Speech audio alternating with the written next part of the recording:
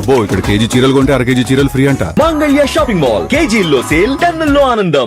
వర్షాభావ పరిస్థితులతో తెలుగు రాష్ట్రాల్లో జలాశయాలు వెలవెలబోతున్నాయి. ఆగస్ట్ వస్తున్నా వరద మాత్రం రావట్లేదు.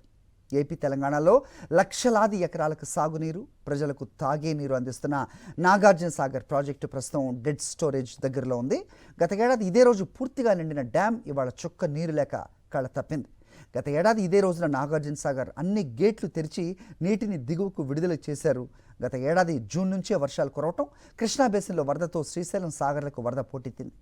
జూలైలోనే డ్యాంల గేట్లన్నీ తెరుచుకొని కృష్ణమ్మ సముద్రం వైపు పరుగులు తీసింది. కానీ ఈ ఏడాది మాత్రం దారుణ పరిస్థితులు నెలకొన్నాయి.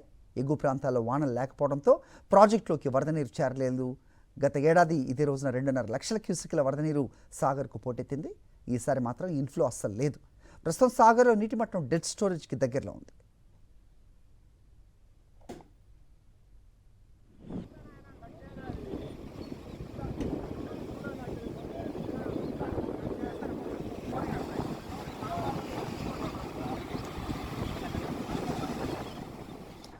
ప్రస్తుతం వర్షాలు కాస్త మొదలైన ఈ వానలతో ప్రాజెక్టుకు వరద పోటెత్తే అవకాశం కనిపించడం లేదు.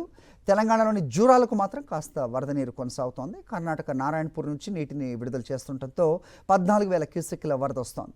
జూరాల నుంచి 35,000 క్యూసెక్లు దిగువకు వదులుతున్నారు. నాగార్జున సాగర్కు వరద చేరాలంటే కర్ణాటక నుంచి కృష్ణ పరుగులు తీయాలి. కానీ ఇంకా ఆల్మట్టి ప్రాజెక్టే పూర్తిగా నిండలేదు.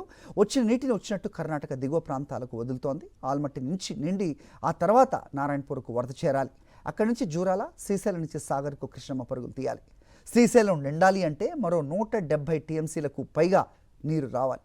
ప్రస్తుత పరిస్థితి చూస్తే ఈ ఏడాది సాగర్ నిండటం కష్టమే. వరుణుడు కాస్త కరుణించి కృష్ణా బేసిన్లో భారీ వర్షాలు కురిస్తేనే సాగర్కి కొంత వరద చేరుతుందని అధికారులు చెబుతున్నారు.